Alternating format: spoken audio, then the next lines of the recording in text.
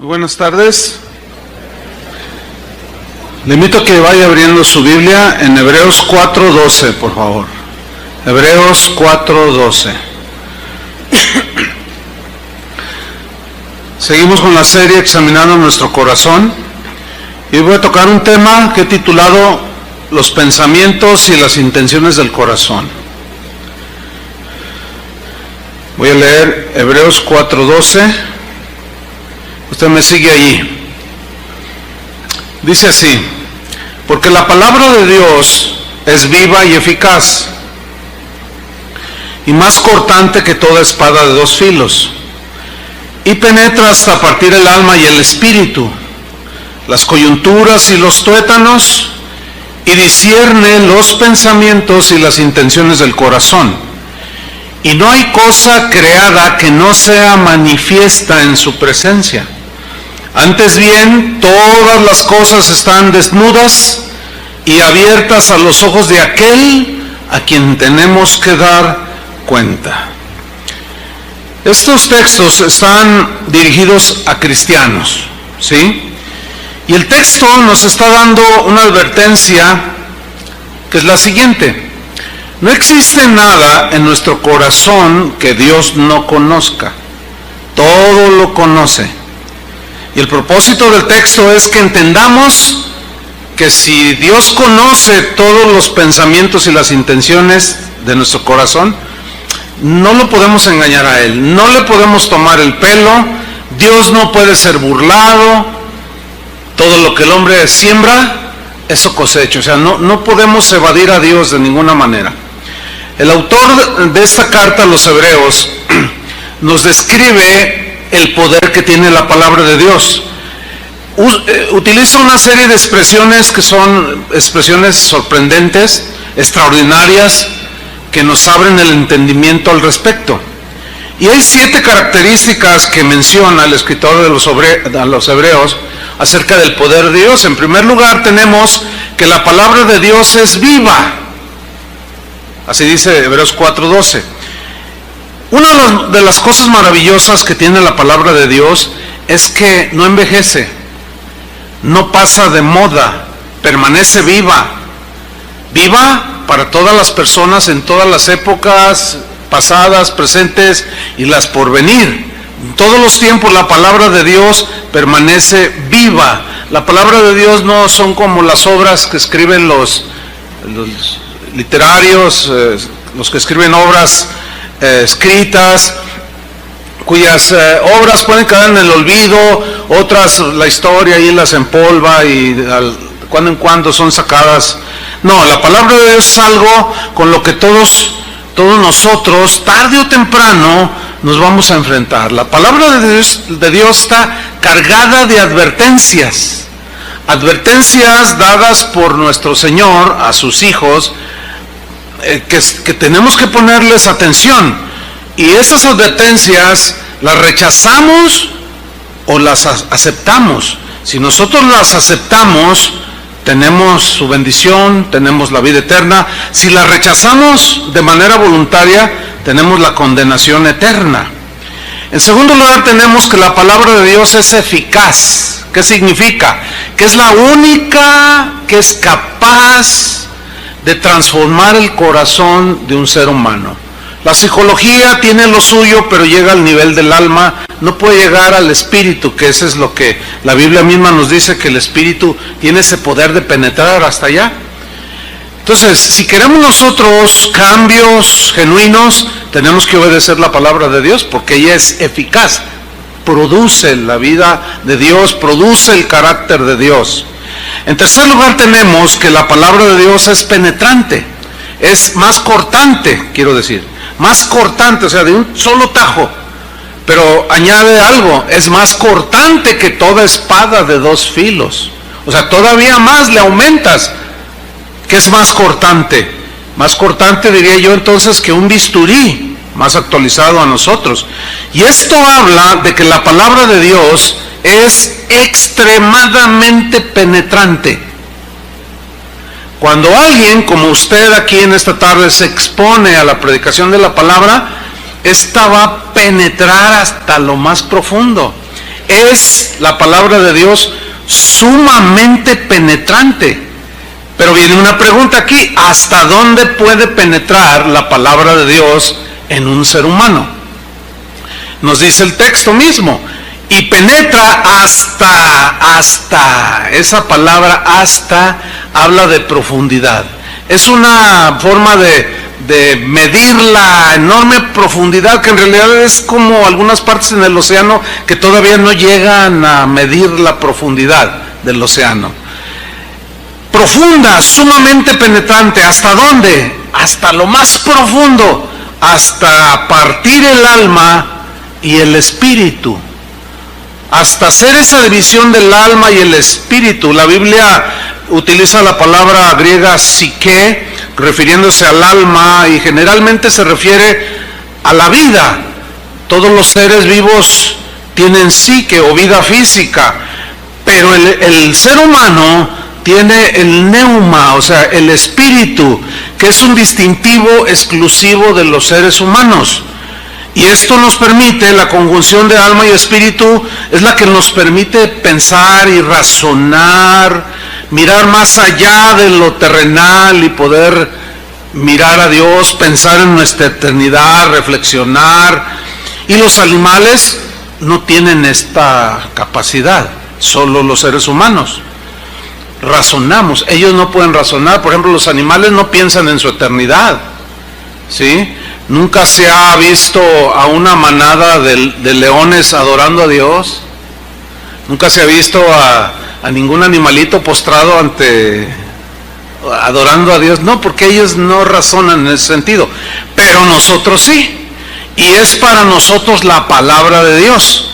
Y en quinto lugar tenemos todavía una descripción de hasta dónde puede penetrar. Dice que hasta las coyunturas, que son las uniones de nuestros miembros en el cuerpo, son las articulaciones. Pero luego sigue, ahí no se detiene, dice, llega hasta los tuétanos, que es lo que está dentro de los huesos, la médula, que está ahí. O sea, está describiéndonos el poder que tiene la palabra de Dios para penetrar el corazón de las personas. Ahora bien, eso tiene el poder la palabra, porque eso es lo que dice, que es eficaz, tiene poder y está viva.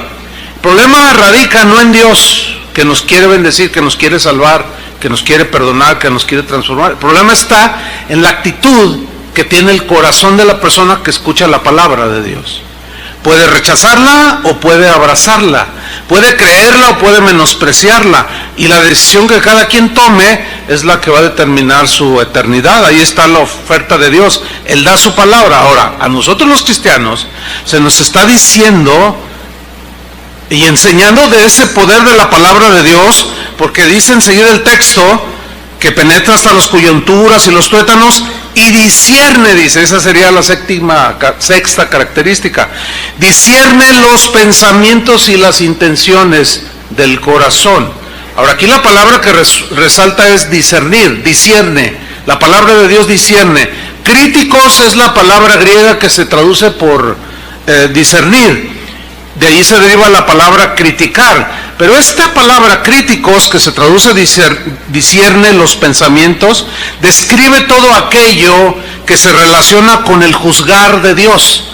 Él es el único que tiene ese poder y esa capacidad, puesto que solo Él es el único que puede conocer nuestros más íntimos pensamientos. Él es el único que puede conocer las inclinaciones, las intenciones y los pensamientos del corazón. Por tanto, solo Él puede juzgar de esa manera. Nadie de nosotros tiene esa capacidad. Pero ¿cómo es que nosotros nos vamos a dar cuenta cómo está nuestro corazón? Por medio de la predicación de la palabra. Porque critica a Dios los pensamientos torcidos. Juzga a Dios los pensamientos torcidos. Y es por la palabra que nosotros nos damos cuenta cómo es que estamos, ¿sí? Esta es la razón por la cual es una manera, o sea, es muy increíble que cristianos, un cristiano también se le denomina creyente, que un creyente sea incrédulo. ¿Cómo? ¿Sí? La misma Biblia ahí en Hebreos dice, no sea que dice, no sea hallado en vosotros corazón malo de incredulidad, como un creyente incrédulo, sí, porque el corazón se va endureciendo y empiezas a caer en la incredulidad y empiezas a dudar de Dios, y luego viene la palabra de Dios que te confronta o te resistes y dices, no es para tanto, que al cabo que o con corazón humilde la abrazas, te arrepientes, pides perdón al Señor. Entonces, la séptima característica es que Dios, como el único capaz de juzgar la intimidad de nuestro corazón, Él juzga precisamente dos cosas.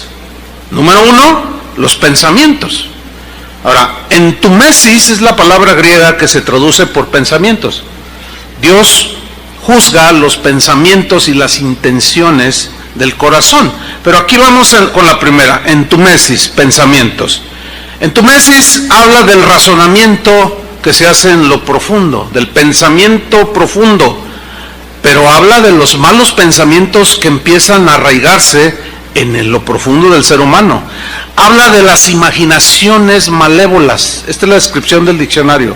Son imaginaciones malévolas. Una imaginación es algo que tú estás pensando, alguien te hizo algo, estás molesto, estás enojado, te estás amargando, y de repente por ahí te viene un pensamiento del corazón: y si me lo encontré ahorita se atravesara y voy manejando, le echo el carro encima y digo que fue un accidente. O sea, empiezas a maquinar malévolamente. Eso es a lo que se refiere esta explicación. Habla de los sentidos de toda clase, ¿sí? Pero enfatiza los sentimientos de toda clase, pero sentimientos que son negativos, como el rencor, la amargura, el resentimiento, etcétera, etcétera, pero que se vuelven intensos. Llega un momento que son tan apasionados, tan airados. Habla de una rabia intensa que te hace perder el control. Dios pues conoce todos esos, Jesús conoce todos esos. Y analizamos el mensaje de las 7 iglesias, Él sabía todo de todos, ¿no es cierto? Él dijo: no, yo sé que tú esto y esto y esto, pero tengo algo contra ti porque tú esto y esto, y tú esto, y él sabía todo de todos. Y les decía: arrepiéntete, porque no te arrepientes voy a mover tu candelabro de su lugar. Arrepiéntete, arrepiéntete. Siempre el Señor, cuando nos saca a la luz las intenciones y los pensamientos de nuestro corazón, es para que nos arrepintamos, hermanos, para no caer en la apostasía y finalmente alejarnos avergonzándonos de Él.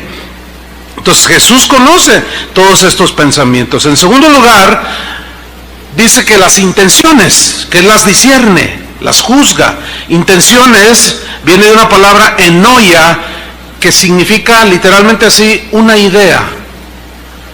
Pero esa idea, según el diccionario, habla del propósito por el cual tú estás ideando las cosas, o para qué estás ideándolas. Habla de un plan que tú vas armando poco a poco, ya sea tomar dinero ahí de la empresa que no te pertenece, ya sea engañar a tu esposa o a tu esposo, lo que sea. Es algo que se va moviendo allí poco a poco, que vas abrazando. Habla de esa maquinación, que el corazón llega un momento que si tú no lo desechas, ese pensamiento se va arraigando, se va haciendo sólido, fuerte. Esa maquinación finalmente resuelve hacerlo. Por eso el Señor está interesado en que nosotros seamos de corazón limpio. Entonces aquí hay un principio muy claro: nuestra vida emocional, nuestra vida intelectual, nuestros sentimientos, nuestros pensamientos, nuestras intenciones, por más profundas que sean, por más escondidas y camuflajeadas que las tengamos ahí, todas serán sometidas al escrutinio del Señor. Porque dice el versículo 13, síganme con atención, Hebreos 4:13, dice: y no hay cosa creada, no hay absolutamente nada en este mundo que no sea manifiesta en su presencia. Manifiesta significa revelada, mostrada, o sea, nada se esconde. Dios, creador de todo, conoce todo. Dice: antes bien, todas las cosas están desnudas y abiertas a los ojos de aquel a quien tenemos que dar cuenta. Aquí encontramos dos cosas. Dice que Hablando del corazón, todo está desnudo delante de Él y está abierto delante de Él. Nada podemos esconder. La palabra gimnos es la palabra que se traduce todas las cosas están desnudas. Y gimnos, que se traduce desnudas, tiene la idea de que nosotros como personas cubrimos nuestra desnudez con ropa, ¿sí? Nos cubrimos. Y si ustedes se fijan, cada quien viene vestido de diferente manera, de diferentes colores, diferentes diseños, pero todos cubrimos nuestro cuerpo, cubrimos nuestra desnudez. Pero tienen la idea de un disfraz, ¿sí? En una fiesta de las llamadas fiestas de disfraces, la gente llega vestida de sandía, llegan disfrazadas de murciélago, de diferentes personajes. Pero no son ellos en realidad. La verdadera personalidad, el verdadero ser de una persona está detrás del disfraz. La idea aquí de que todas las cosas están desnudas es que el Señor está diciendo, por más disfraces que te pongas, por más cosas externas que tú manifiestes, delante de mí todo está desnudo. Podrás usar un disfraz que engañe a otras personas y tengan una opinión de ti de la que realmente no eres. O la gente crea que tú eres lo que realmente no eres, por el disfraz, ¿entienden? Por la apariencia. Por eso dice que todas las cosas están desnudas delante de Él. Y la otra palabra es más clara, es más descriptiva. Habla de todas las cosas están abiertas, dice. Y esta palabra abiertas viene del término tetragelismenos. Esta palabra que se traduce abiertas, en los tiempos del griego clásico, aquí que se hablaba en los tiempos de Jesús, se usaba de tres maneras esta palabra. La primera manera en la que se usaba para describir algo era un término que usaban en referencia a la lucha libre, a los luchadores grecorromanos, y quiere decir agarrar al contrario de tal manera que lo deje inmóvil. O para que usted lo entienda, están dos luchadores y uno toma al otro y le aplica la tapatía. Así son los luchadores. Las llaves que ellos hacen cuando tienen en ese deporte de la lucha, dejan inmóvil, totalmente inmóvil, lo dejan de diferentes maneras, pero los dejan inmovilizados. Y eso nos habla de que nuestros intentos de evadir a Dios solo durarán un breve tiempo. ¿Cuánto tiempo vas a tardar? ¿Cuánto tiempo te va a durar esa actitud que tienes de evadir de Dios, de huir de Dios, de correr de Dios? ¿Cuánto tiempo? Llegará el momento en que ya no podrás evitar, porque el Señor te va a inmovilizar totalmente y vas a tener que mirarlo cara a cara y ya no podrás evadir más a Dios. La segunda uso que tenían de esta palabra tetragelismenos, que se traduce por cosas abiertas, se usaba en el sentido de desollar, o se usaba cuando desollaban un animal al que colgaban, ¿sí? Y lo desollaban, es decir, le quitaban la piel para luego preparar el animal. Yo hace no mucho tiempo estaba viendo un video que me impresionó, me llamó la atención, alguien me lo envió y decía, un hombre destaza una res en 5 minutos. Yo dije, ¿en 5 minutos? Un animal de 450 kilos. Y bueno, estaba ahí, ya estaba muerto la vaca y la tienen colgada en unos arneses. Y saca un cuchillo, hermano, no sacó un machetote así, sacó un cuchillo de este tamaño, chiquito, pequeñito. Entonces, dice, el cronómetro se pone a funcionar y se ve ahí en el video que empieza con el cronómetro y él empieza con el cuchillo. Desnudó totalmente de la piel al animal. Y luego enseguida lo empezó a cortar, le sacó todas las entrañas, pero empezó a cortar las patas, empezó a cercenar. 5 minutos duró. Impresionante. ¿Cuánto el Señor tardará para desollarnos y dejarnos totalmente desnudos y abiertos? ni una milésima de segundo. ¿Sí? Y la tercera manera en que usaban esa palabra, que se traduce por abiertas, cosas abiertas ante sus ojos, era cuando llevaban a un criminal ya juzgado, lo llevaban al patíbulo, a la pena le aplicaban la pena de muerte, venía la ejecución, o los llevaban a juicio a los criminales, y el criminal, por lo general, el que está condenado a la muerte y el que está siendo acusado, siempre va caminando con la cabeza agachada, siempre. Entonces, siempre que en un juicio dicen, el señor juez, y entra el señor juez, piden que todos levanten la cabeza, y por lo general todos levantan la cabeza, pero el criminal está así. Y se usaba en aquellos tiempos un cuchillo puntiagudo, semejante con el que desollaban, y se lo colocaban en la barbilla al que iba a ser ejecutado, y al punzarle así tenía que levantar el rostro para poder ver al juez, para poder ver a sus verdugos, y para que toda la gente mirara toda la deshonra que ese hombre iba a llevar por su crimen. Fíjate lo que está diciendo aquí: todas las cosas están desnudas y abiertas ante los ojos de aquel que tenemos que dar cuentas. Un día no muy lejano, se los aseguro, no muy lejano, aunque tengas 15 años y pienses vivir 90 o quieras vivir 90, y si llegas, de todas maneras, sigue siendo un día no muy lejano, enfrentaremos cara a cara con Dios. Tarde que temprano.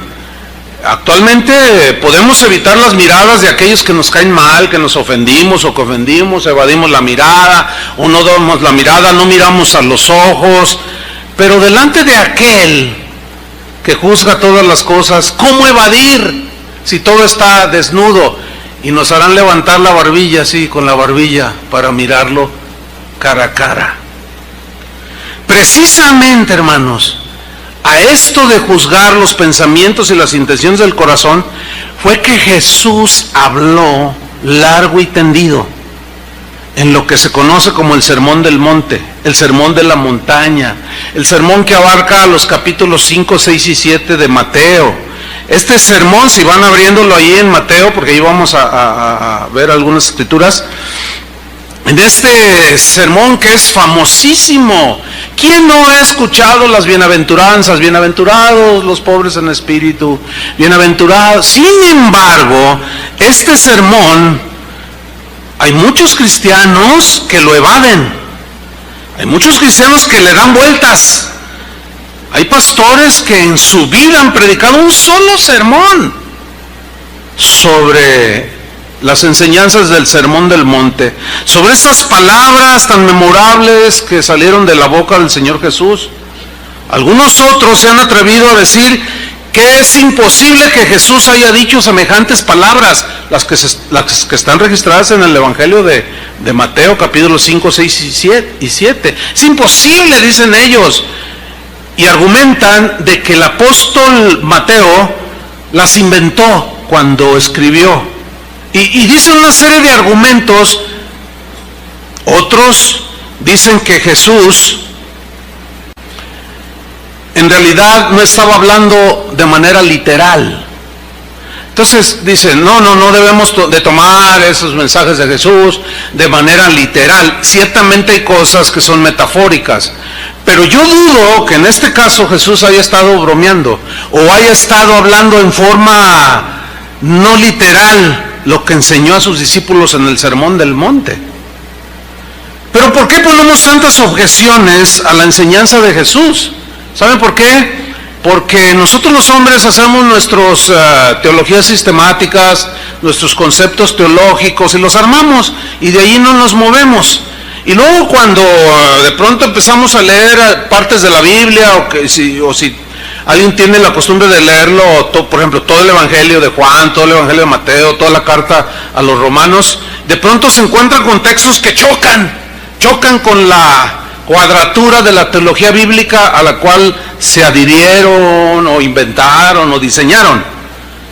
¿Por qué? Porque contradice nuestros sistemas teológicos. Por eso se evade y no se habla mucho del sermón de la montaña. Vamos a ver lo que enseñó Jesús al respecto. Vamos a ver si estaba bromeando, si era literal, si era simbólico o si era una broma de parte de Jesús. Mateo 5:20.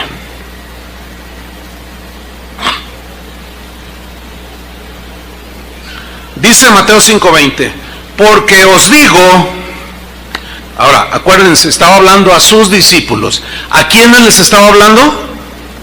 ¿Cuántos discípulos de Jesús son en esta tarde aquí o se consideran discípulos de Jesús? ¿Hay alguno aquí? Bueno, estamos incluidos ahí. Porque yo os digo que si vuestra justicia no fuere mayor que la de los escribas y fariseos, no entraréis en el reino de los cielos.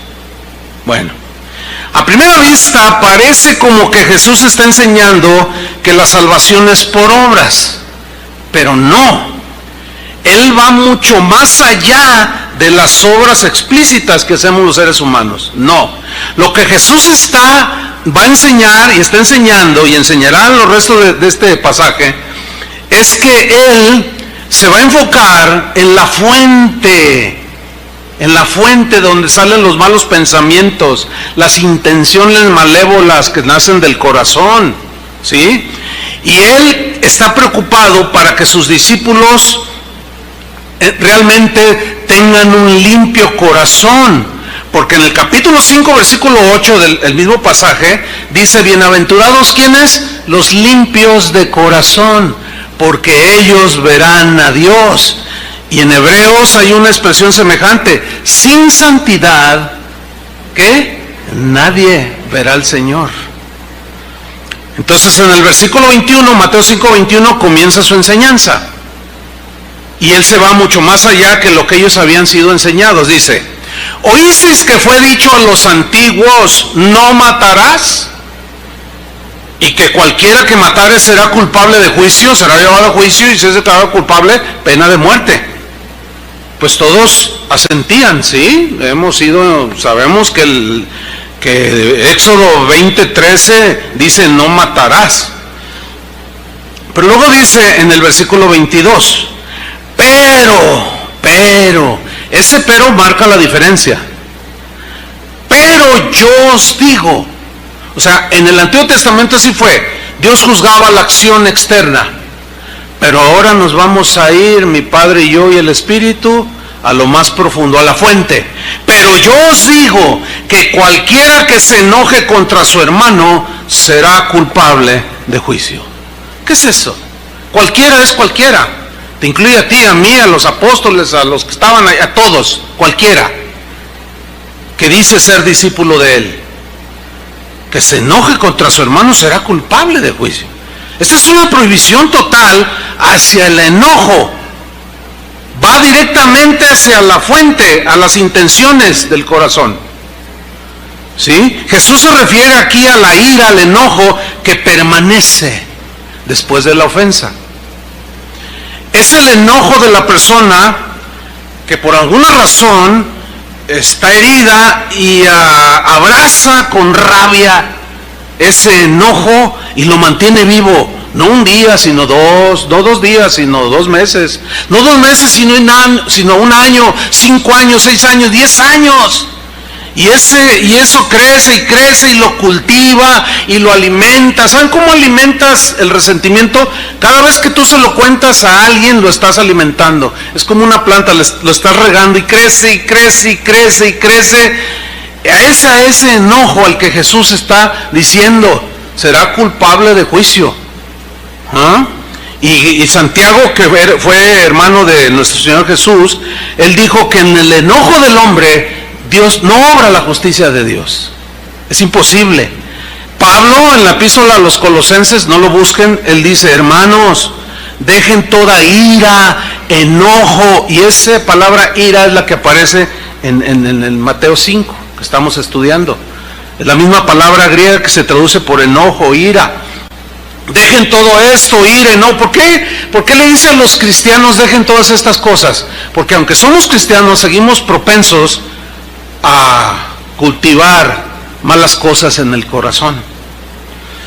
Fíjense ustedes que hasta el más elevado pensamiento de los paganos de los tiempos de Jesús, y incluso desde antes, reconocían la insensatez del dejarse arrebatar por el enojo y de abrazarlo y mantenerlo vivo. Por ejemplo, Cicerón, que fue un hombre muy culto, filósofo, él era debatía en la filosofía, era un orador muy distinguido en su tiempo, y él mismo habla de que cuando entraba el enojo en los debates, cuando entraba en escena el enojo, decía Cicerón, no se podía hacer absolutamente nada con sensatez.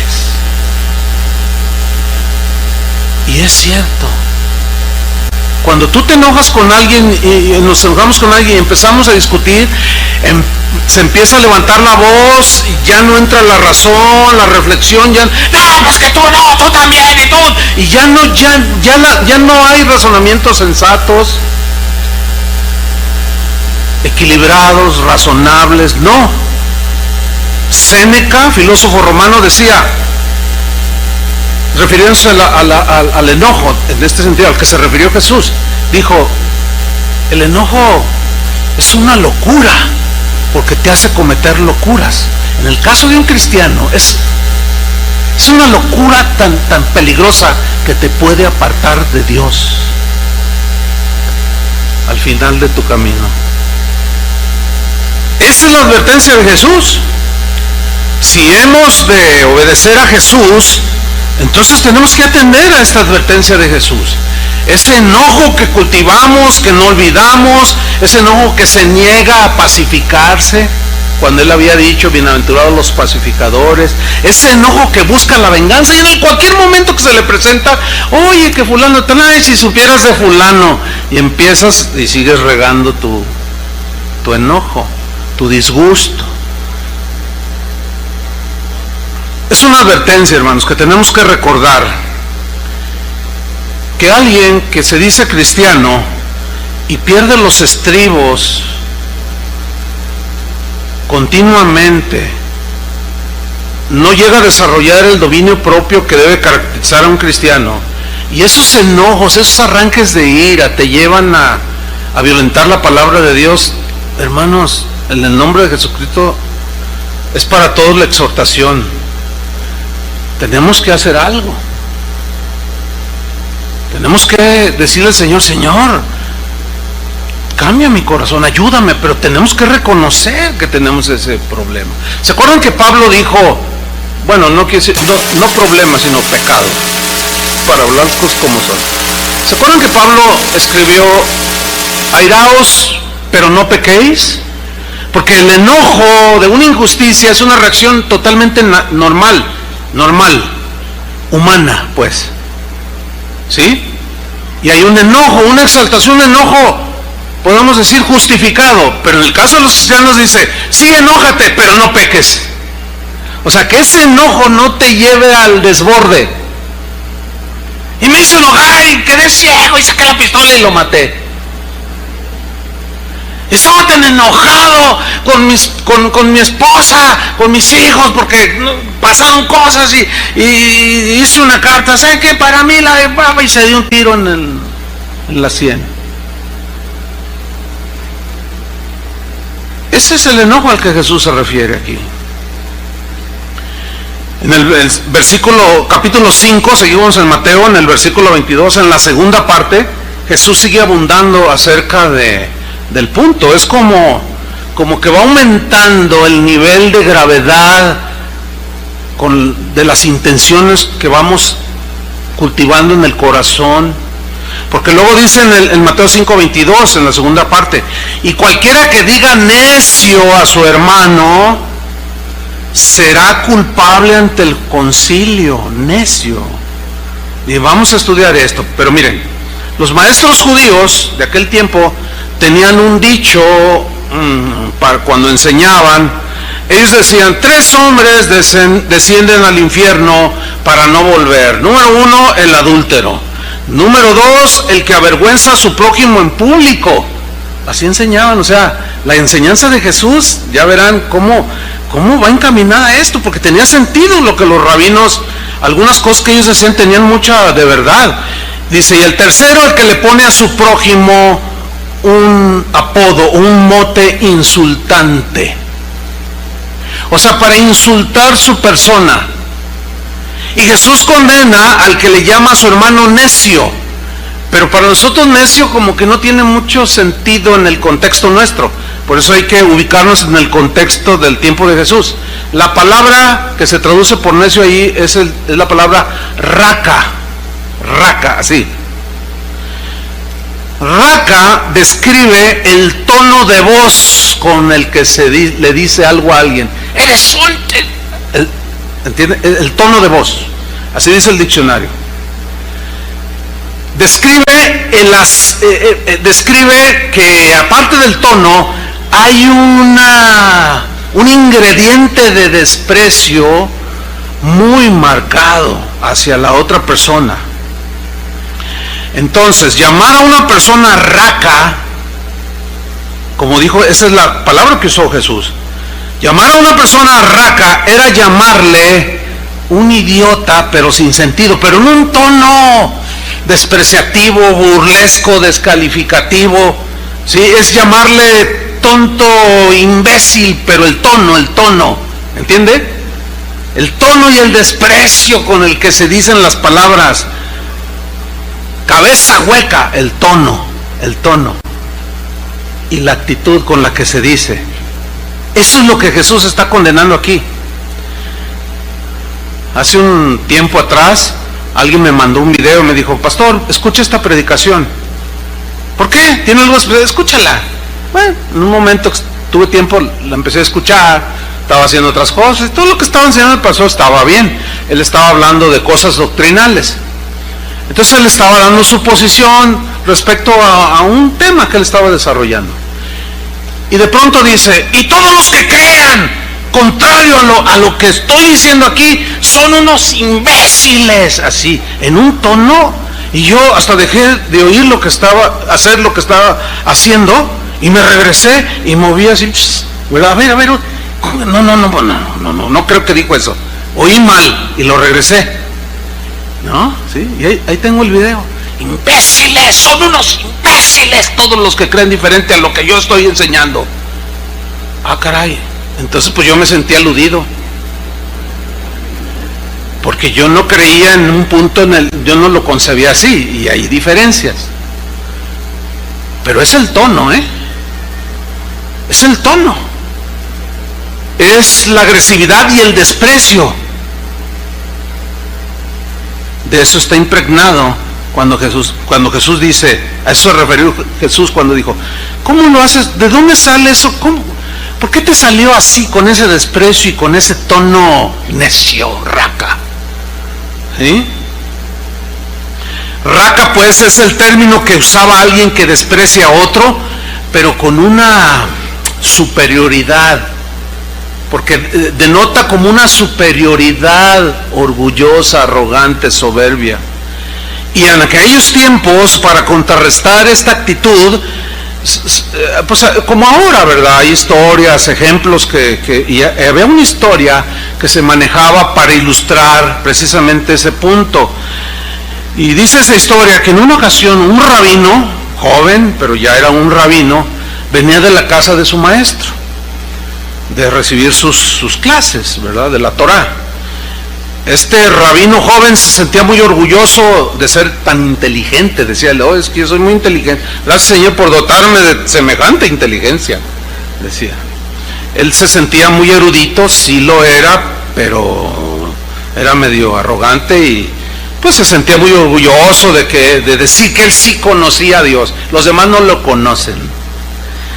Pues un día, dice la historia, iba de camino y se encontró a un hombre en sentido opuesto, pero era un hombre, dice la historia, que físicamente no era muy favorecido. O sea, no estaba muy atractivo pues el hombre. Pero lo saludó al rabino. Lo saludó, rabí. Sabía que era un rabí por la vestimenta y lo saludó amigablemente. Pero ¿qué sucedió? El rabí no le contestó el saludo.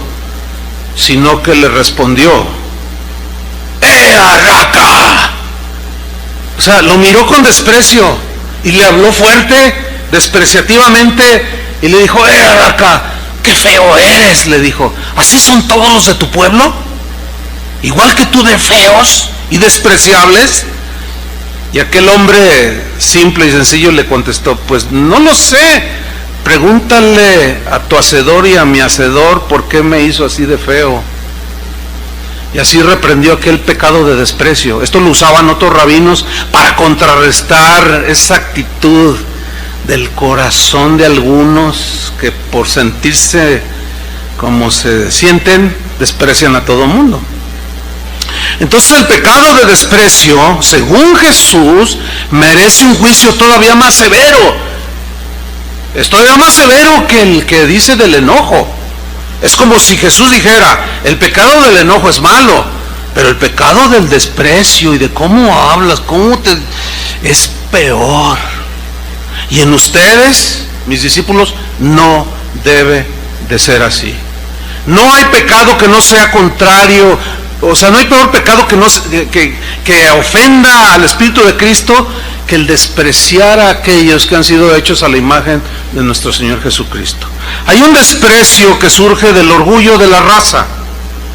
Pues que yo soy anglosajón, yo soy alemán, yo soy suizo, sueco, rubio, alto, ojos azules, y pues más para bajito acá pues salimos medios achocolatados.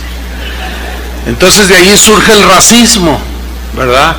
El menosprecio del blanco hacia el negro, del negro hacia el blanco, y luego el blanco hacia el amarillo hacia... y una despreciadera. De ahí es donde nace el racismo. ¿Saben que hay iglesias racistas? Cristianazo, hermano. Iglesias cristianas racistas.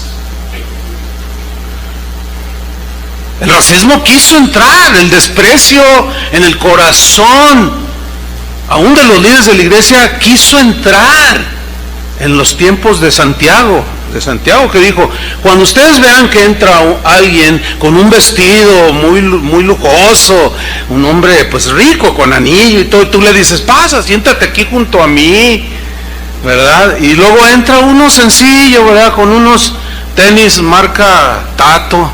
Bueno, esa es una marca de aquí de Guadalajara, con unos guaraches de allí de San Juan de Dios, así en su vestimenta, pues humilde, sencilla, y le dice: siéntate tú por allá. Dice: hacéis acepción de personas y cometéis pecado. Eso es un tipo de racismo, de segregación. Dice: no. ¿Saben, hermanos, que hay sistemas teológicos? No los voy a mencionar para no crear controversia, pero en algún momento usted lo descubrirá en sus estudios. Pero hay sistemas teológicos, gente que dice que es cristiana, que son nacidos de nuevo, que son racistas. ¿Sabe que hay sistemas así donde los negros, por ejemplo, no son bien vistos? Donde no destaca ningún negro como de raza negra como uno de sus teólogos. No existen, no hay. Qué extraño, ¿no? Como si los negros no tuvieran tanto y en ocasiones hasta más inteligencia que un blanco o un achocolatado como nosotros. Y eso es lo que está juzgando el Señor, hermanos, ¿entienden? Eso es lo que el Señor está queriendo que nosotros entendamos, porque Él discierne los pensamientos y las intenciones del corazón. Mire, le voy a contar algo que a mí me pasó en una iglesia en Centroamérica. No voy a decir ni la iglesia ni el país, porque luego no, acá no somos así. ¿Por qué mencionó nuestro país? Centroamérica, nada más. Se me acerca una familia, un hombre grandote, rubio, de ojos azules, una mujer también así alta, rubia, de ojos azules, con una chica pues igual que ellos. Bonita la muchacha, unos 22 años. Dice: pastor, por favor, mire, hable con nuestra hija. ¿Sobre qué? Bueno, si el pastor está de acuerdo, porque pues yo no soy el pastor aquí. Yo no voy a violar un principio, le corresponde al pastor. No, ya le pedimos permiso. Dijo, bueno, a ver si, y ya me hace una señal el pastor. Sí, está bien.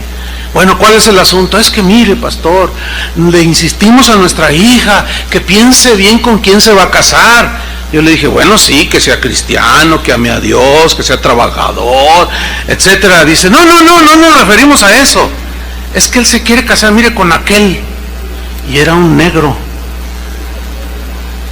Yo le dije, pero, ¿y? Dice, no, que piense que sus hijos y nietos, cabe la posibilidad que nazcan negros. Yo no quiero negros. No, hermano, mira, se me enchinó la piel así, pero de enojo. Pero no el enojo que lleva a pecar, sino del celo que te produce un enojo, pero ahora sí que es santo, para acomodar las cosas, pero con dominio, ¿no? Dominio. Y dije, oiga, ¿usted es cristiano? Soy diácono de aquí, me dijo. Le dije, no puedo creerlo, no puedo creer. Usted me está diciendo que no quiere un yerno negro. Ahora, si tú mirabas al negro, estaba bonito. De verdad, mi esposa lo conoce. Mira, tenía el pelo bien bonito, bien rizado. Imagínatelo, negro con ojos verdes. Estaba guapísimo el tipo. De verdad. Y yo le dije, oiga, pero, claro, yo no hice mención de eso, ¿no? Pero le dije, pero, es que yo no, mire la Biblia, no. Y que se enoje, se da media vuelta y se va. Entonces, el negrito vino conmigo y me dijo, yo sé lo que te dijeron. Estaba bien triste. Y dice, mira, yo amo al Señor, yo tengo temor de Dios, pero ellos me desprecian. Finalmente no se casó con él. Él se casó, por cierto, con una mexicana. Bueno, pues quizás somos menos racistas, no lo sé. Pues se casó con una mexicana. Pero hermanos, hay un desprecio que nace del orgullo de la raza, hay un desprecio que surge de la posición económica, por el dinero, produce un orgullo, hay un desprecio que viene del conocimiento, de la intelectualidad, y no deberíamos de ver nunca con desprecio a nadie por quien Cristo murió. No. Y eso es a lo que Jesús se dice, no digas raca, no digas necio a nadie. Versículo 22, en la última parte del texto, dice, y cualquiera que le diga fatuo, o sea, a su hermano, ¿quedará qué? ¿Expuesto a qué? No, pero eso no es literal, dicen algunos. Estaba bromeando. Yo no creo que Jesús estaba haciendo algo alegórico aquí. Es una advertencia totalmente literal la que Jesús está haciendo aquí. No tengo la menor duda. Ahora, para nosotros fatuo, bueno, pues quizá no tenga la connotación que tiene en el original. Moros es la palabra que se traduce por fatuo. Y moros quiere decir tonto, pero dice el diccionario que no se refiere a la capacidad mental, sino se refiere a cuando alguien pone en duda el carácter moral de otra persona calumniándolo. O sea, a nadie digas fatuo, o sea, no agredas su integridad, su reputación, su vida, diciendo mentiras por tu enojo que tienes ahí. Ni se te ocurra. Fíjense cómo va en grados de gravedad eso que el Señor juzga en el corazón.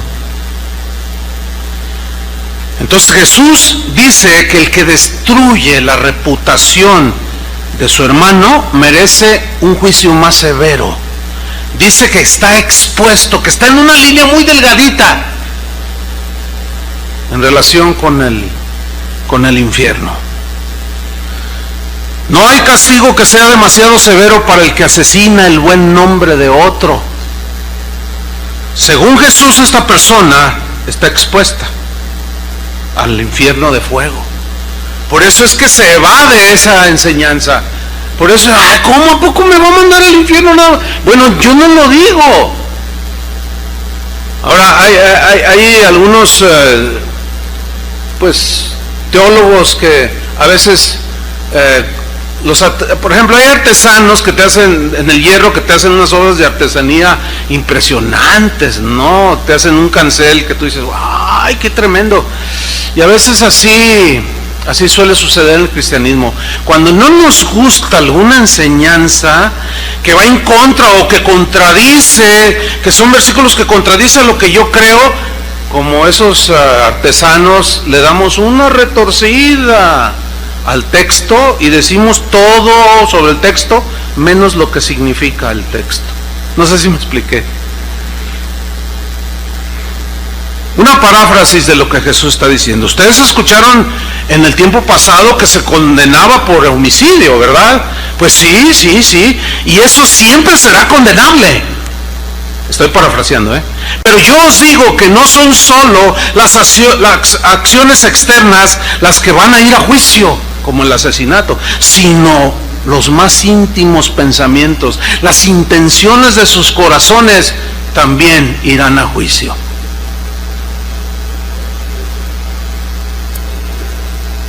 Entonces, si la ira que permanece es mala, el hablar agresivo, despectivo es peor, pues el que destruye y agrede en su integridad a una persona, pues es el peor de todos.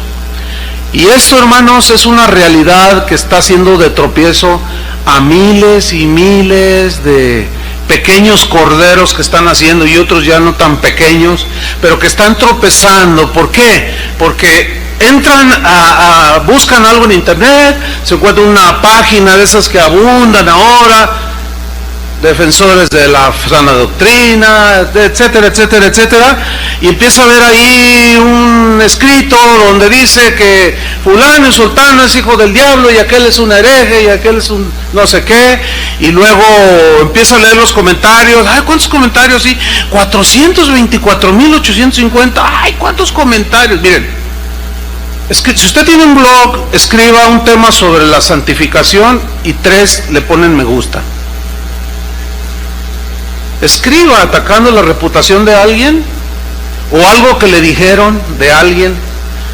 Usted ponga ahí, derrame toda su amargura en su blog y diga cosas agresivas contra otras, y va a ver cuántos seguidores agarra. Y luego empiezan a leer los comentarios, ¿verdad? Y me gusta, me gusta, me gusta, me gusta. Yo les hago una pregunta, cristianos. ¿De veras les gusta eso? ¿En serio les gusta que alguien suelte su amargura ahí en su blog de Facebook? ¿Les gusta eso? Bueno, si les gusta, yo les exhorto a que cambien de actitud, porque están en un grave peligro. Muy grave, no grave, muy grave. Yo he leído comentarios que, como decimos aquí en México, hasta se rayan la mamá. Así literal. Con una eres un tal por cual, hijo del diablo, así. Y luego no falta el comentario equilibrado. ¡Ey, calma, hermano! Somos hermanos. ¡Tú cállate, tibio!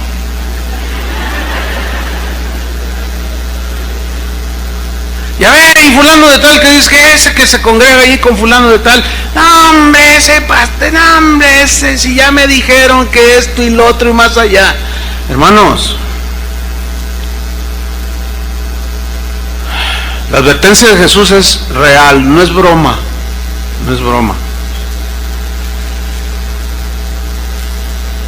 Entonces, el que es esclavo del enojo, el que habla en tono despreciativo, el que destruye el buen nombre y reputación de otro,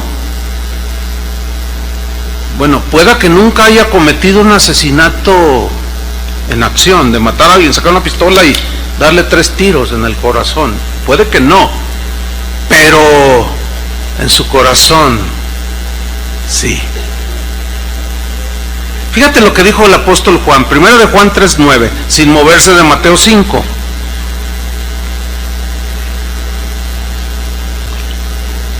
Primero de Juan, capítulo 3, en el versículo 11. Primero Juan 3:11. Miren cómo entendió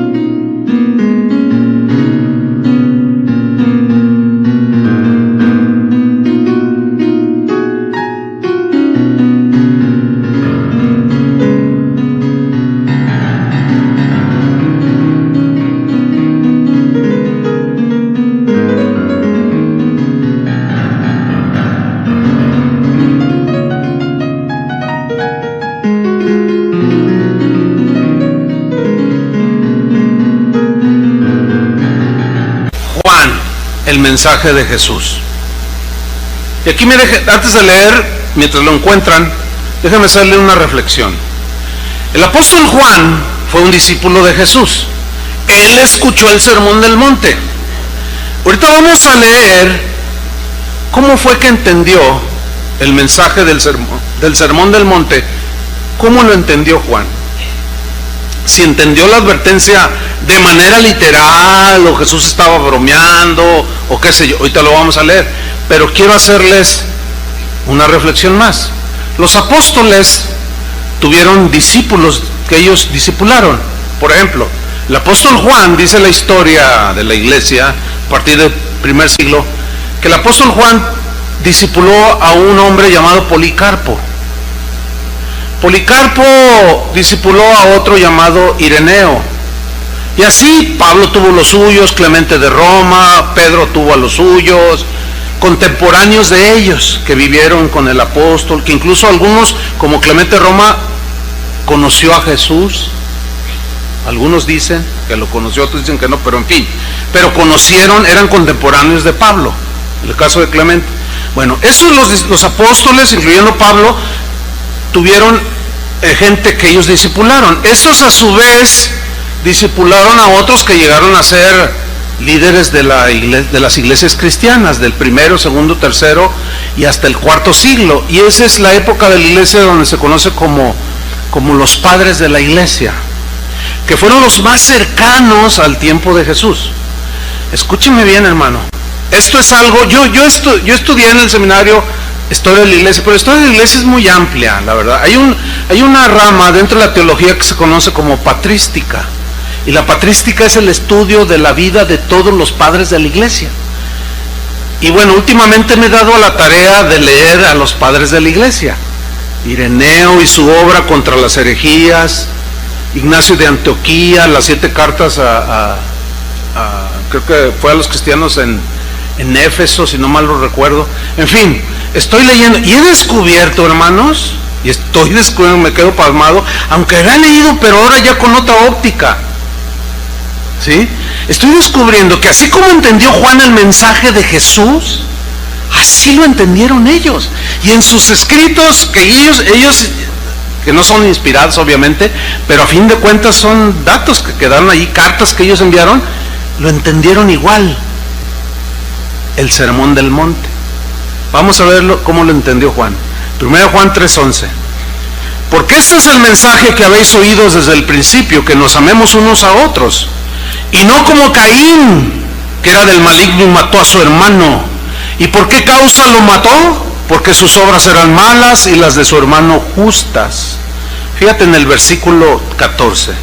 Nosotros, o sea los cristianos, sabemos que hemos pasado de muerte a vida, en que amamos a los hermanos. Así es como sabemos, ¿sí? El que no ama a su hermano, a ver, puede haber cristianos, porque le está hablando cristianos, puede haber cristianos que no aman a su hermano, sí, si no la exhortación no tiene sentido. El que no ama a su hermano permanece en muerte. Versículo 15. Todo aquel que aborrece a su hermano es, ¿qué dice? Homicida. y sabéis que ningún homicida tiene vida permanente en él. ¿Se dan cuenta que lo entendió exactamente como Jesús lo dijo? Exactamente. Así lo entendió Ireneo, Clemente de Roma, y otro Clemente, y en fin, así lo creyeron. Después del siglo IV, el cristianismo empezó a sufrir una transformación por los líderes que empezaron hasta nuestros días. Y hoy encontramos interpretaciones de esto tan sofisticadas que yo he llegado a una conclusión. Yo creo lo que dijo Jesús, creo lo que dijo Juan y hasta lo que fueron los discípulos de los apóstoles. Es la prueba más contundente y confiable de que lo que dijo Jesús fue tal y como lo dijo. Ahora, sigamos en el Sermón del Monte, Mateo 5:27, porque ahí viene igual, lo mismo, acerca de matar. ¿Ah? No solo es el acto, sino acá en el corazón, ya eres homicida. Dice el 27, ¿oíste que fue dicho no cometerás adulterio? Sí, claro, no puedes con otra mujer, o sea, el acto mismo de adulterio físico. Y Jesús dice, no, espérenme, 28, pero yo os digo que cualquiera que mira a una mujer para codiciarla, o sea, hay una diferencia en mirar a una mujer. Yo te estoy viendo muchas mujeres y hombres juntamente, pero aquí el mirar a una mujer, esa mirada para codiciarla, es un pensamiento que viene, te atrapa la hermosura, como dicen en Proverbios, no te dejes atrapar por su hermosura y por la salamería de sus palabras, no, o sea, viene la tentación y está viendo ahí a la mujer hermosa o al hombre apuesto y empieza a maquinar, ¿entiende? Y empieza a ver a su esposa y dice, no, mi esposa ya parece Coca-Cola pero en bolsita, ya no tiene esas curvas, no, si yo todavía estoy joven, y va a la iglesia, va a la iglesia. Y entonces no lucha con ese pensamiento del corazón, o sea, lo deja entrar. Y el adulterio no se da de la noche a la mañana, hermanos. ¿Qué significa? Que así como el enojo y decirle raca a alguien no sale luego, sino es producto de abrazar ese pensamiento, esa actitud, y después se da el adulterio. Yo os digo, dice, que cualquiera que mira a una mujer para codiciarla, ya adulteró con ella. ¿En dónde? ¿Ven? Su corazón. O sea que el Señor va más allá. No solo juzga a los adúlteros de hecho, sino a aquellos que en el corazón se dejan controlar y dominar y se recrean en eso. Eso es a lo que Jesús habla. Por eso dice que Él juzgará los pensamientos y las intenciones del corazón. ¿Sí? Ya adulteró con ella, ¿en dónde? En su corazón. A fin de cuentas es como el homicida. No mató a alguien, pero en su corazón lo hizo. Y los compara exactamente igual. Y luego viene algo que es obvio que aquí no es literal, sino es metafórico, es como una hipérbole, una expresión que exagera algo para resaltar la verdad, una verdad. Y dice, por tanto, si tu ojo derecho te es ocasión de caer, sácalo y échalo de ti. Si fuera literal, no, pues quizá habrá hombres que entren no solo sin todos tuertos, ¿verdad?, con su parche de pirata, sino también con sus oídos y sus manos, y de puro tronquito así. Es obvio que aquí es algo hiperbólico. Échalo de ti, pues mejor te es que se pierda uno de tus miembros, sino que todo tu cuerpo sea echado al infierno. Pero el infierno no es metafórico, es real. Y si tu mano derecha te es ocasión de caer, córtala y échala de ti, pues mejor te es que se pierda uno de tus miembros, sino que todo tu cuerpo sea echado al infierno. ¿Se acuerdan cuando Jesús les dijo a sus discípulos, no tengan temor de los que matan el cuerpo, porque el alma no pueden matar, teman a aquel que tiene poder para echarlos en el infierno? ¿A quién es ese que hay que temer? a Dios. Y lo mismo sucede con Mateo 5:31. Fíjate cómo pone a la par. También fue dicho: cualquiera que repudie a su mujer puede darle carta de divorcio, pero yo os digo.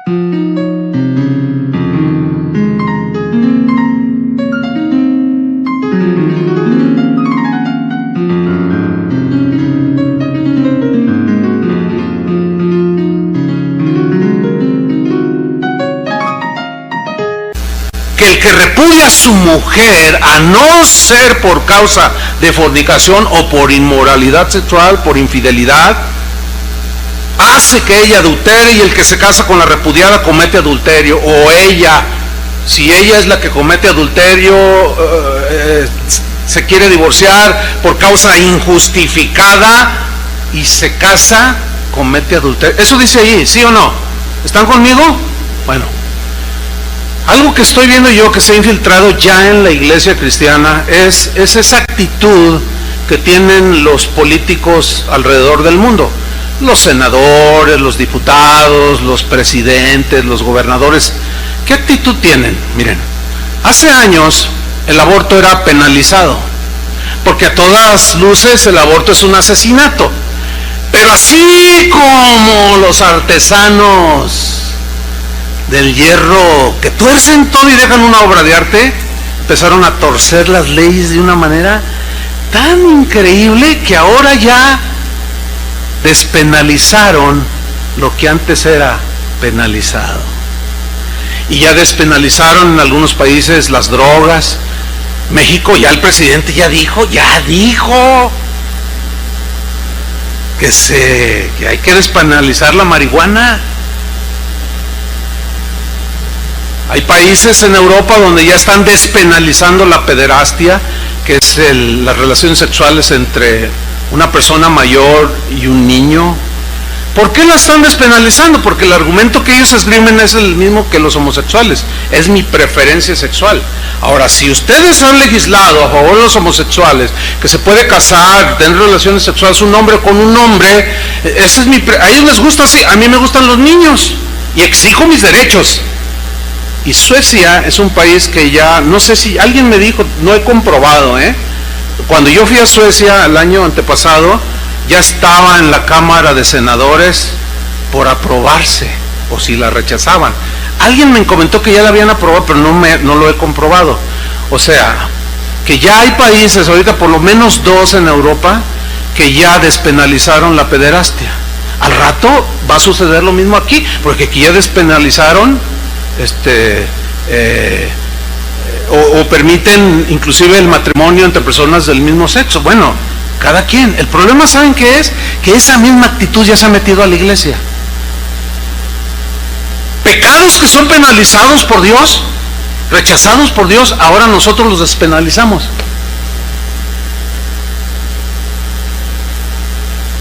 Hace un par de años se armó una controversia porque a un pastor muy famoso le preguntaron que qué pasaba si un cristiano se suicidaba, se iba al cielo, se iba al infierno. Y él dijo: no, se va al cielo. Así dijo. Creó un revuelo. Todavía ya van a ser, creo que 2 o 3 años de eso que él declaró. Y a él se le sumaron un montón de teólogos muy conocidos, y algunos hasta conocidos por mí.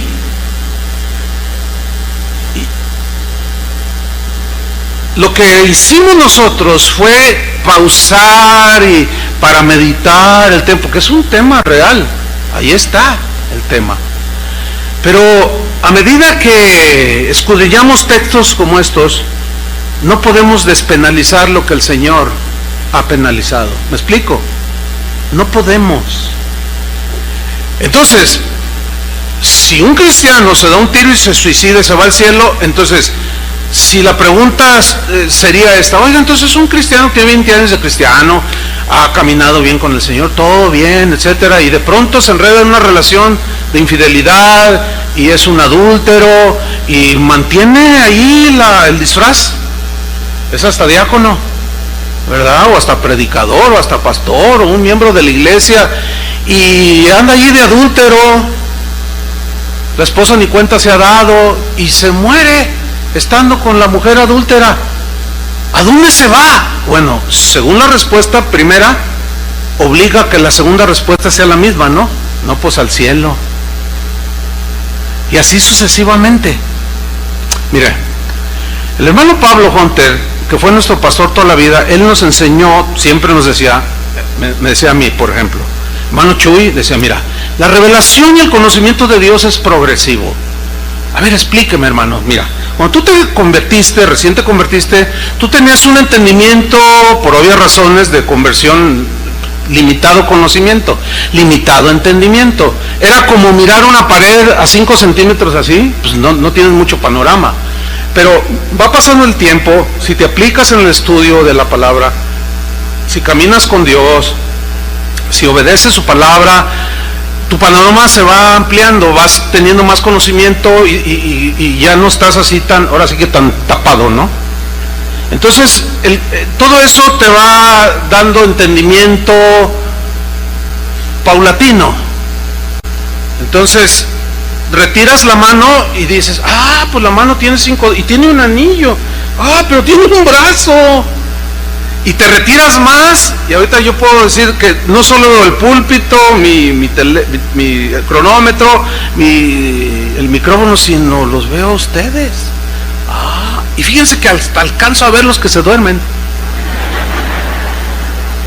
O sea, ya tengo un panorama más amplio. Entonces, en las etapas que uno va desarrollando, vas enseñando conforme, es obvio, ¿no?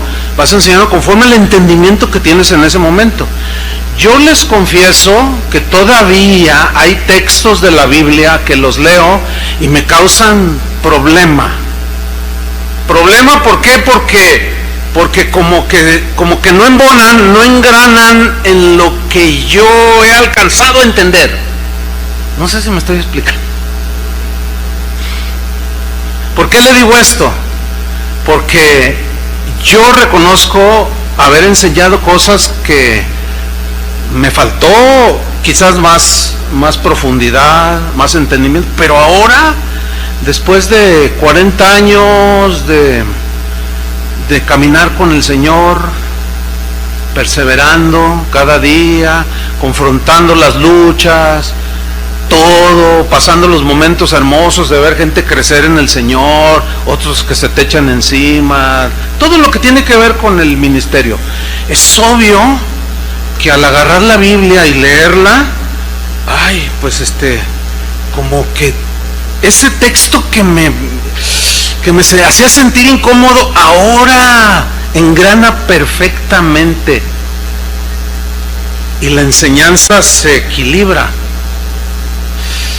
Por eso, recordando lo de Raca, de ese tono despreciativo, no debemos de despreciar a nadie. Un pastor amigo mío me comentó que un joven de su iglesia, de esos impetuosos, con ganas de conocer, en cuanto lo miraba: oiga, pastor, tengo una pregunta, de esos que tienen mucha hambre, inquietos, todo, ¿no? Y dice, un día me dijo: oiga, pastor, aquí está muy aplatanado todo. ¿Cómo es eso, mijo? Le digo: aplatanado. ¿Qué es esa palabra? Yo no la conozco. Pues todo aburridote. ¿Aburrido esto? ¿Cómo? ¿A qué te refieres? Sí, es que ¿sabe qué? Dice: mira, aquí hacen falta luces, guitarras eléctricas, de su pianito. Dice, y entonces le dice: es que usted ya está viejo. Escúchenme, usted ya está viejo. Dele chance a la sangre nueva. Oh, fíjate, usted ya está viejo. desprecio.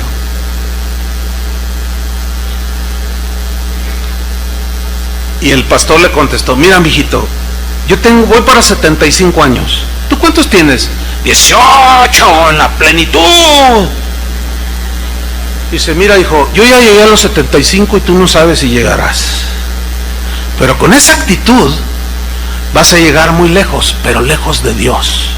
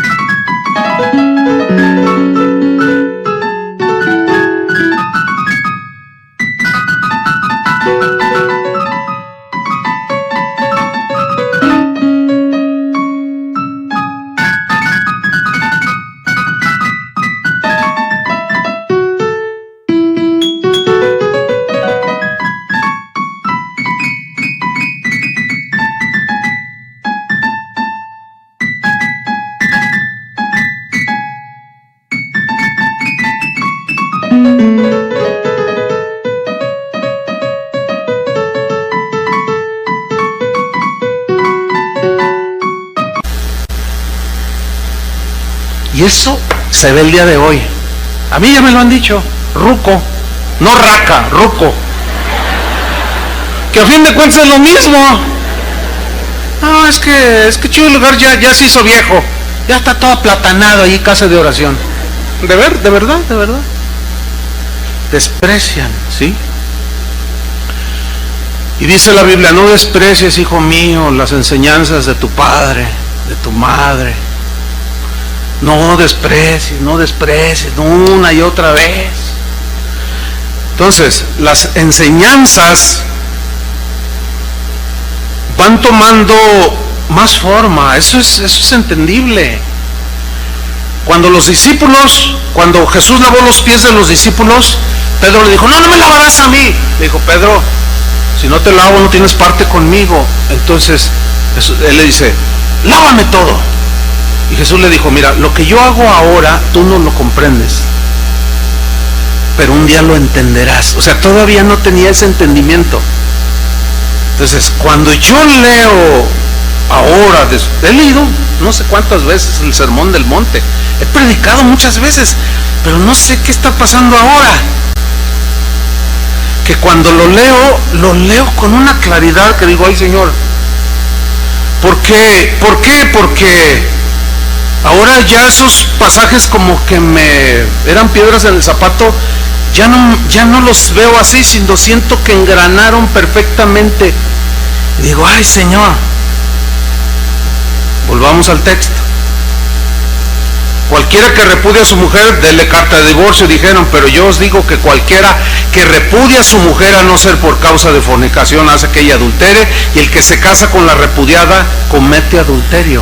Aquí yo ya personalmente he tratado casos así, de gente que se ha divorciado por razones injustificadas, y se les ha dicho que no está justificado, pero yo me quiero divorciar, dicen.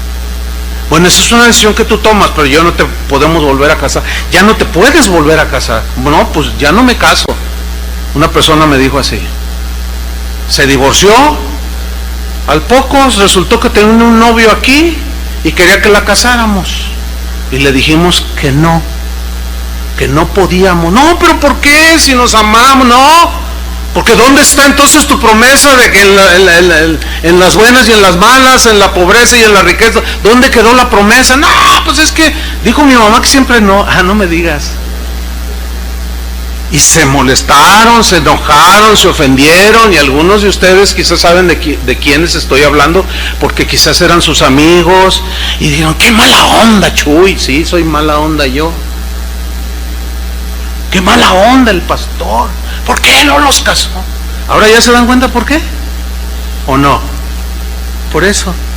Yo no quiero ser despenalizador de los pecados que Jesús condena, hermanos. Líbreme el Señor. No, ¿cómo? Cuentas daré algún día, cara a cara.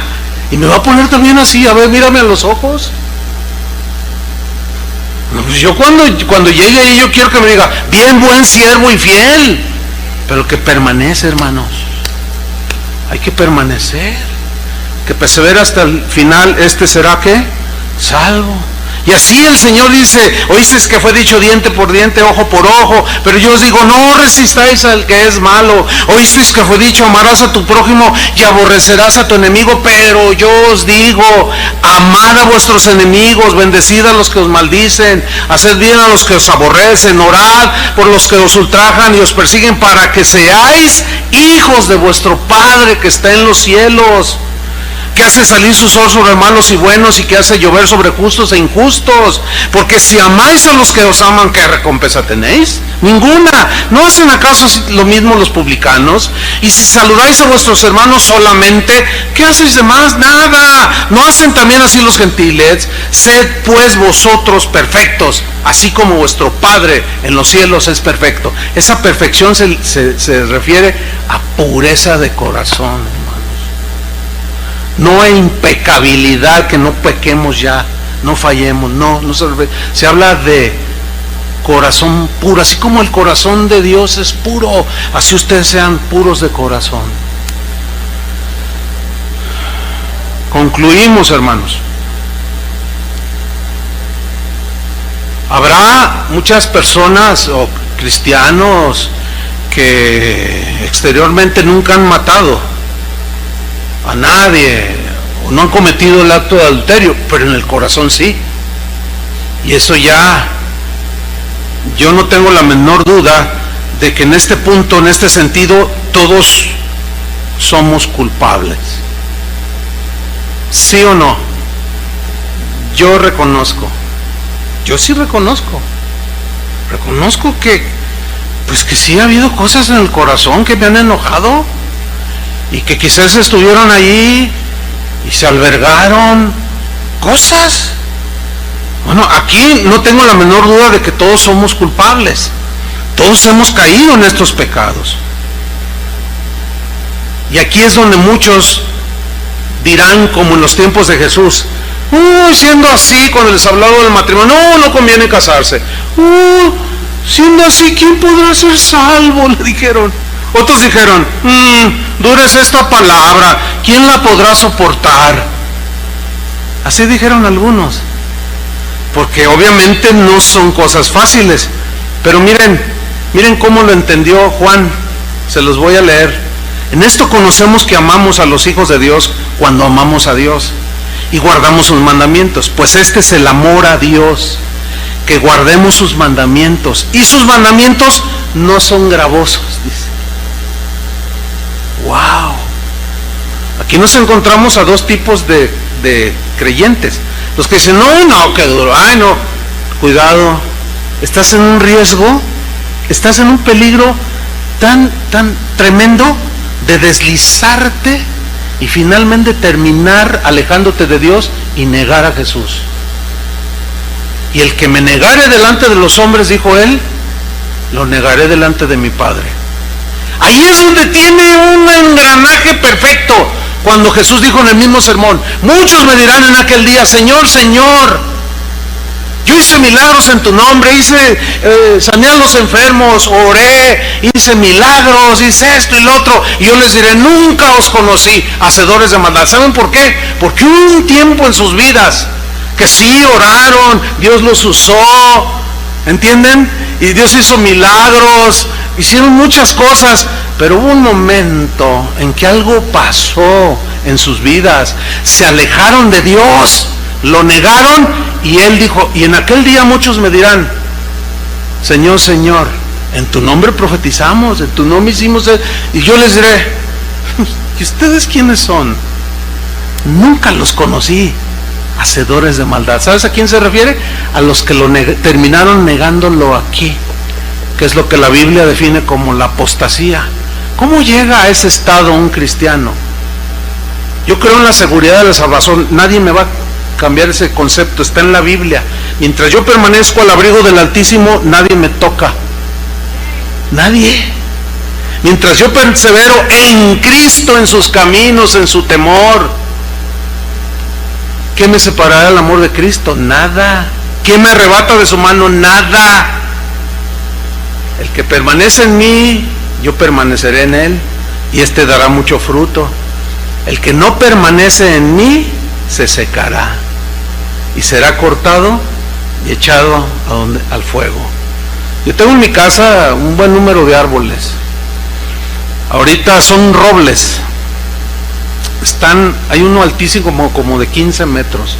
Hay de diferentes tamaños. Ahorita están frondosos porque tiran la hoja como en febrero, pero ahorita ya le salió una hoja, son unas hojas grandes. Están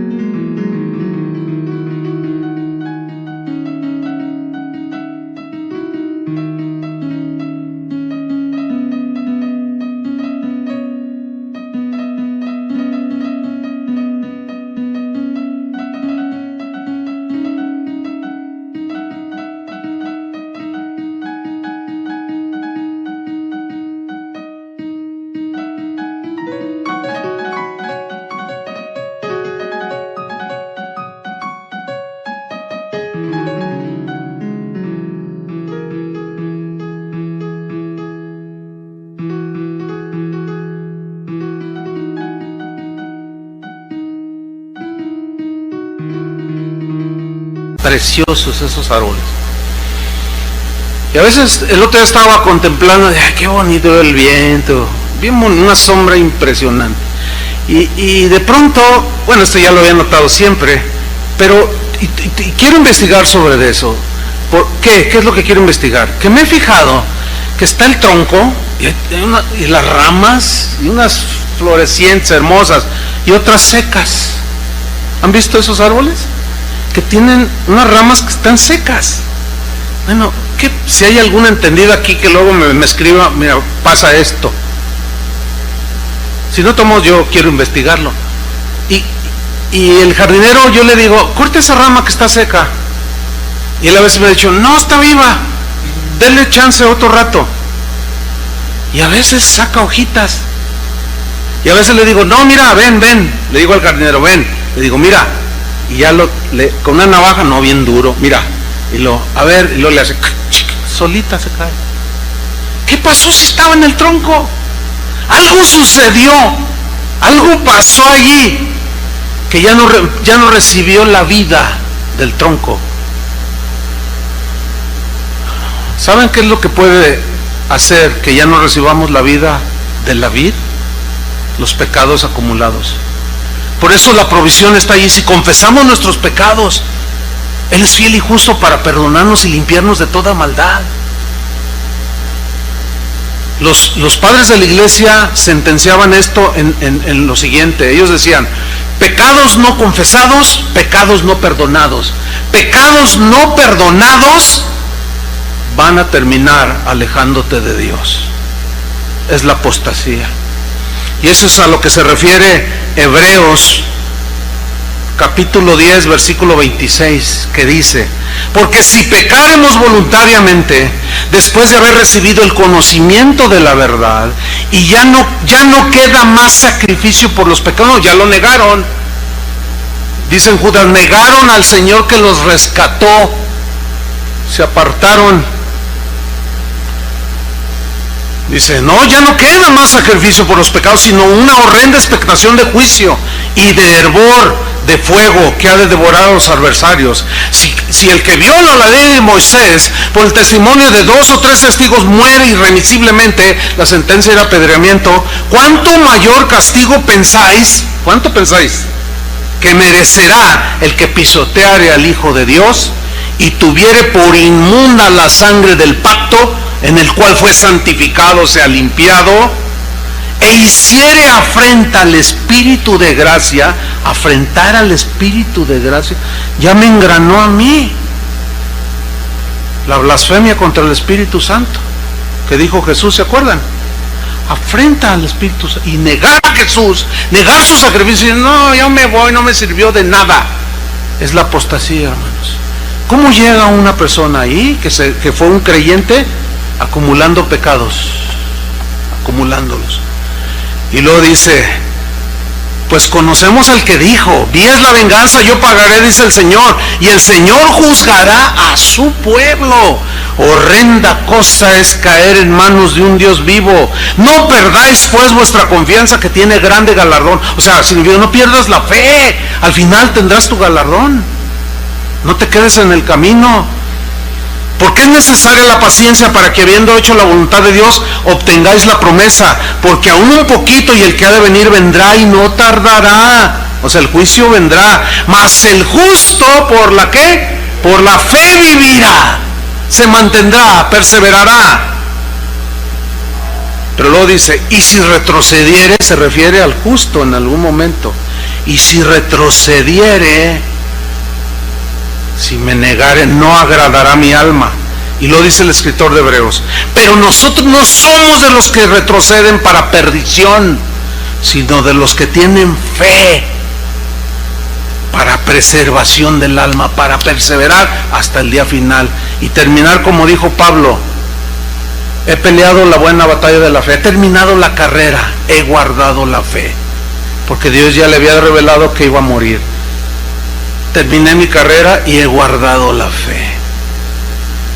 Por eso Jesús dijo: el que persevere hasta el fin, este será salvo. ¿Eres salvo ahora? Sí. Parece como que hay una contradicción ahí, pero no, son dos temas diferentes, que en algún momento hablaremos un poco más. Por lo pronto, hermanos, esta advertencia es para nosotros. Limpia tu corazón, lávalo con la sangre de Jesús, arrepiéntete de eso que ha estado allí y pídele su gracia. ¿Oramos? Pónganse de pie. Señor, necesitamos tu gracia. Tú dijiste, y lo entendemos, que separados de ti nada podemos hacer. No podemos rechazar el pecado si estamos lejos de ti. No podemos ser obedientes si no tenemos temor de ti. Pero alejados, ¿cómo? Con amarguras, ¿cómo? Dejamos de recibir la gracia de Dios cuando brota la amargura. Cuando nos volvemos a las obras, a los méritos propios, y nos volvemos a las obras, como dice a los Gálatas Pablo, frustrado: me temo que trabajé con vosotros en vano. De la gracia habéis caído, dijo, los que os queréis volver a la ley. No, hermanos, permanezcamos en Cristo, en Cristo. Perseveremos en Cristo. Somos cristianos. Hay una realidad, hermanos, que no debemos ignorar. No hay que confundirnos. Tentaciones seguirán viniendo, ¿sí? Pero ahora ya entendemos que el corazón tenemos que mantenerlo limpio. Amén. Cuando viene el enojo, la ira y la ofensa, ay, Señor, perdóname, y pedir perdón. Si estás diciéndole cosas bonitas a una mujer que no es tu esposa, que el temor de Dios venga sobre ti y te detengas y ya no lo hagas. Díselas a tu esposa, ella es tu esposa, porque esto es bien serio, hermanos, es real. Señor, perdona todos nuestros pecados, por más ocultos que estén, tú los conoces. Y ante ti no hay nada que se esconda, todo está abierto y desnudo. Y mientras tenemos vida, hay tiempo de arrepentimiento. Una vez que nos alejamos y te negamos y blasfemamos, ya no hay remedio. Ya cuando el corazón está tan endurecido, y aunque sigamos viniendo a la iglesia, Jesús les dijo a aquellas personas, aquellos fariseos: ustedes enseñan mandamientos de hombres como si fuera a honrarme a mí, pero su corazón está lejos de mí. Andaban vagando por allá y por eso rechazaron a Jesús. Lo negaron y Él los negará. Señor, pon en nuestro corazón sabiduría para discernir los tiempos y la palabra, Señor. Te lo pedimos en el nombre de Jesús. Queremos irnos limpios por tu sangre preciosa de todos nuestros pecados, Señor. Y mantenernos día a día en un examen continuo para mantener limpio el corazón. Ayúdanos, Señor, y danos esa gracia. Y pon en ti tu temor, Señor. Pon en nosotros tu temor. Te lo pedimos en el nombre de Jesús. Amén. Que Dios les bendiga, hermanos.